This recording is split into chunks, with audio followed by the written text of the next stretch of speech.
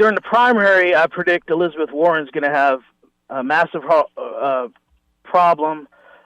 She's goofed up on the whole, getting her DNA. Let me stop you there. Tell me, why is that a goof? Has she benefited in her academic career in any way by claiming that she was Native American? The answer is no. My thing is this, right? And this is what gets me with the media, why I want to scold them many times. The media told Americans that Elizabeth's DNA test was an issue, that somehow that didn't go well. And then everybody started to parrot that.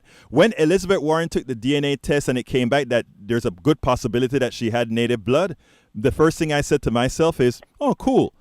And the reason I said cool is like, well, at least we know now somewhere down the road in her life, there was a Native person somewhere. Okay, shut up, guys. But instead, because it was a small fraction, everybody now comes to attack her. It's a calculated attack on a progressive woman so that she would be damaged if they made that narrative. My narrative is, thank you for taking the DNA test, Elizabeth. We know that we don't have to speculate about the stories your grandmother told you. We know that some of it is right there. But continue, my dear friend. Yeah, the catch with that is that her percentage was far less than the average quote-unquote white American has.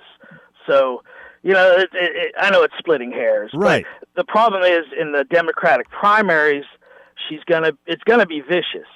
This primary. It is. Yes, it is. Because Trump is going to be in such a weak position, everyone's going to smell blood, and they're going to be at each other's throats. Yes. And if they start putting her in kind of a parallel to Rachel Dolezal or something like that, then it's going to be bitter and it's going to be sad to watch. And what I'm saying is, I like her. Yeah, I like her too. And bloggers like myself, those of us who have a large base, or I put the call out right now to all the liberal bloggers, to all the progressive bloggers, go after the media if they make this an issue.